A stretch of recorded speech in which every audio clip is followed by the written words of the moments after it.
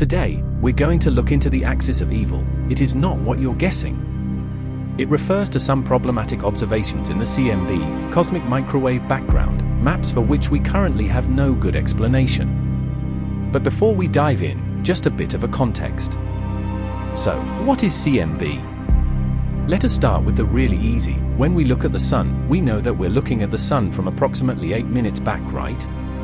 That's because it takes that much time for light to reach us from the sun, so we're effectively looking into the past. What happens when we look at distant galaxies then? We'd be looking at galaxies as they were millions and possibly billions of years away. Also, as we look at farther and farther galaxies, they keep getting smaller and smaller. That's because early galaxies were small. They underwent death and rebirth and mergers before they formed the massive galaxies we see today. It just depends mostly on how large a gas cloud clumped together really.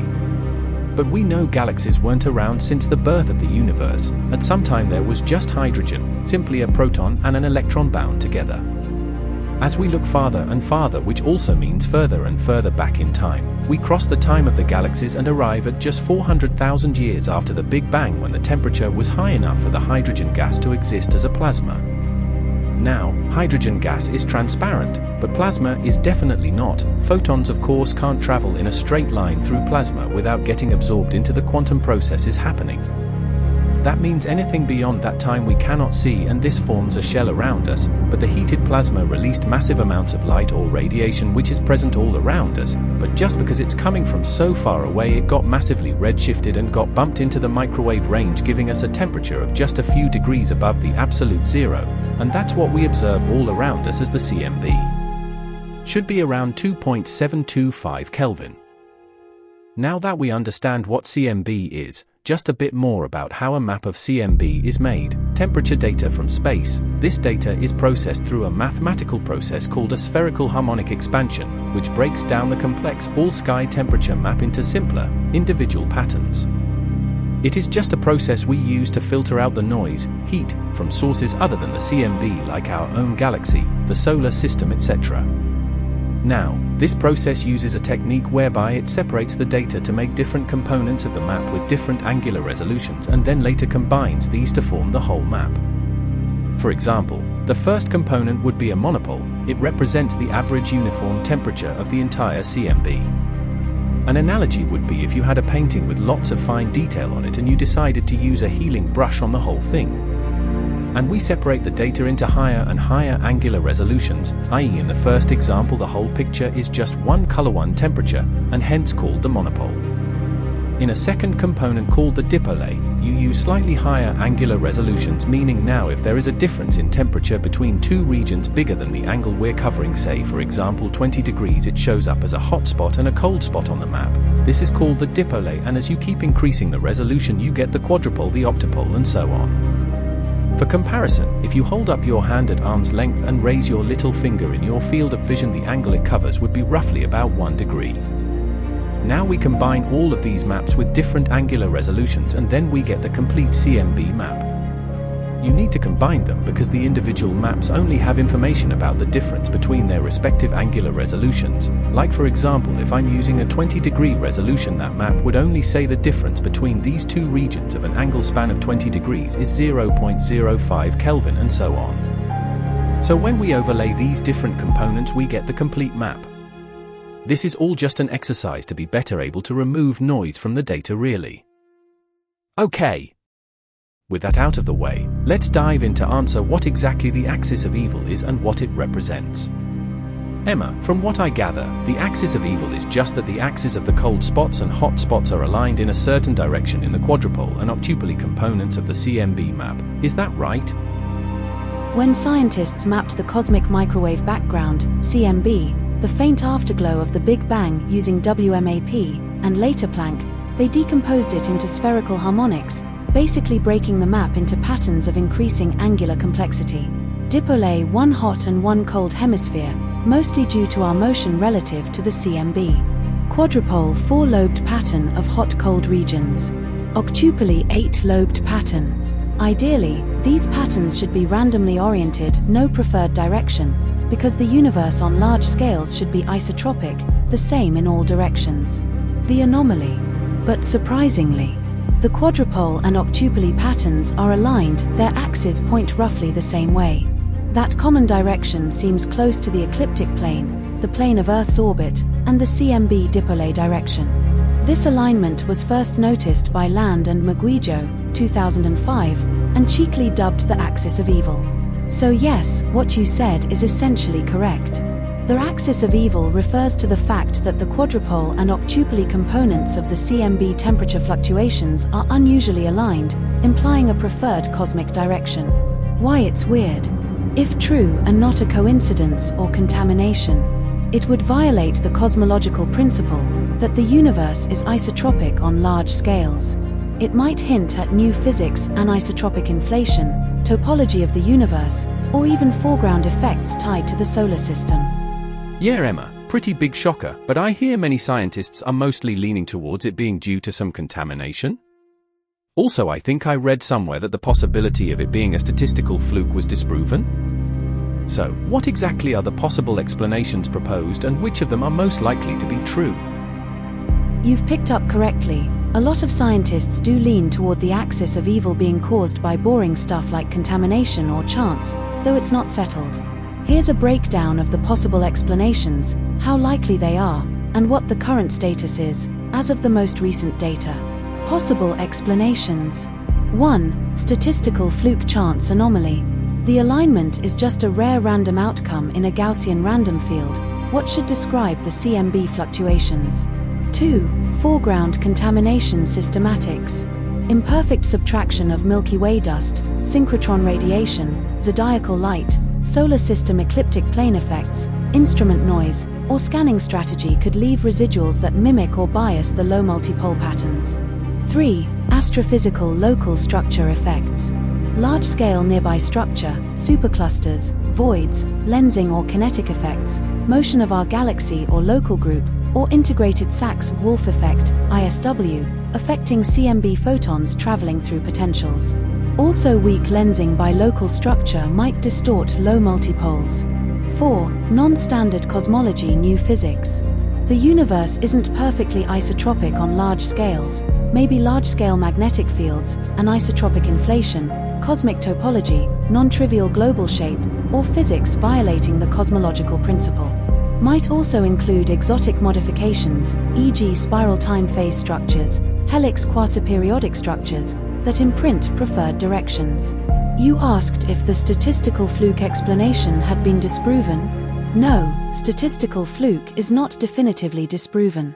Some papers argue that the alignment is unlikely, e.g. very low p-values in certain statistics, but those depend heavily on how you define alignment, what foreground masks you use, how much sky you're throwing out, masking, how you handle noise, etc. For example, Planck CMB anomalies, astrophysical and cosmological secondary effects and the curse of masking, 2014, looked at multiple maps and masking methods. They found that only the low quadrupole, equals 2, and its alignment with the octuple, equals 3, seemed to remain significant after accounting for systematic effects. Many other alleged anomalies lose significance when you do those cleanups. Another analysis, Axis of Evil Revisited, 2007, re-examined the evidence using 3 years of WMAP data and found that depending on how you treat the galactic plane, masking, and what version of the data you use, the significance of the axis alignment ranges. It's statistically strong in some treatments, 94 to 98%, but not beyond reasonable doubt. Some later studies, e.g. by Land and Muguijo, plus others, have found the effect is weaker in Planck than it seemed in WMAP once you use more conservative masks or improved foreground models. That suggests that at least part of Axis of Evil might be artifact or residual contamination. In 2016, there was a study comparing isotropic vs anisotropic cosmological models against WMAP plus Planck data and found no strong evidence for universal anisotropy, so that supports the idea that the axis of evil is not a fundamental cosmological phenomenon. Putting it all together, here's the best guess from the scientific community right now, though with the caveat, things could shift with better data or analysis. Foreground's systematics plus masking issues are probably the leading suspects. It seems likely that residual contamination or how we mask the Milky Way ecliptic plane introduces biases. Many of the strongest alignments reduce when you apply more conservative masks or remove potentially contaminated regions. Statistical fluke remains plausible, not ruled out. The rarity, low probability, makes it interesting, but the fact that different datasets and different analysis techniques produce somewhat different levels of axis of evil means the chance hypothesis hasn't been refuted. New physics is the least likely, so far, simply because it requires more radical changes to standard cosmology, and it has to survive a lot of constraints from other measurements, power spectrum, polarization, structure formation, etc. Some proposed models are intriguing, especially ones that try to tie together multiple anomalies, axis alignment, cold spot, parity asymmetry, but none have yet become broadly accepted. Current status and what the next steps are. The Planck mission and other more recent measurements have not eliminated the axis of evil, but have made its statistical significance less dramatic in many cases. There's ongoing work to improve foreground modeling, dust, free emission, synchrotron, zodiacal light, etc., improved handling of masks, i.e. excluding regions that are too contaminated, and better treatment of instrument effects. Polarization data is another frontier. If the same alignment shows up in polarization modes of the CMB, not just in temperature, that would strengthen the case for a primordial real origin. Some studies have tried to do that. In particular, Axis of Evil, a polarization perspective, 2009, is one. Also, newer large-scale surveys, radio galaxies, quasars, are being used to look for independent signals of large-scale anisotropy or preferred direction to cross-check. If many independent cosmic datasets agree, that would boost the case. If you want, I can pull up the latest, 2024 to 2025, papers to see if anything as recent as that has made stronger claims, especially using improved Planck ground-based data plus better polarization maps. Do you want me to dig those up? Yeah, Emma, please do that, just to see if anything has changed. Nice. I dug through the recent literature and the picture hasn't dramatically shifted. The anomaly is still odd, but the balance of evidence has moved further toward mundane explanations, foreground's analysis choices chance, rather than new fundamental physics. Below I summarize the up-to-date status, give the main papers that matter, and list what would finally settle the question. Short answer. Most CMB researchers now treat the axis of evil as plausibly the result of foregrounds, masking and analysis systematics, with a remaining chance it's a real cosmological anomaly. The statistical fluke explanation has not been definitively disproven. Planck-era reanalyses and more careful foreground treatments generally reduce the effect's significance, though not every analysis fully removes it. What recent papers say? High-value refs. Planck 2018 Isotropy Anomalies Review, the official Planck examination of large-scale anomalies, confirms the features exist but shows their statistical significance is sensitive to mask foreground treatment. Planck does not claim decisive evidence for a cosmological preferred axis. Survey of all public full-sky releases, 2024, a 2024 study that rechecks low alignments across WMAP Planck releases.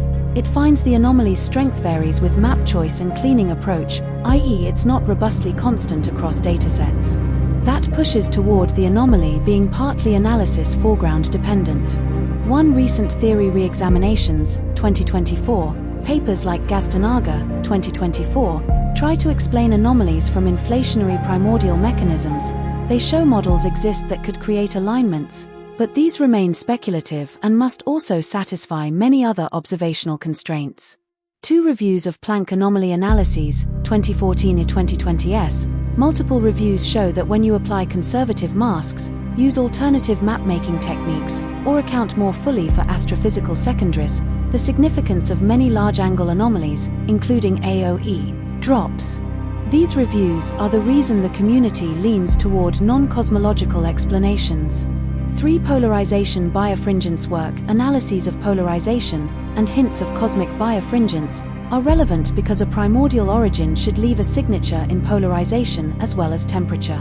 There are interesting polarization results, e.g., non-zero birefringence measurements at a few sigma, but none that cleanly tie the axis of evil to a primordial polarization pattern yet.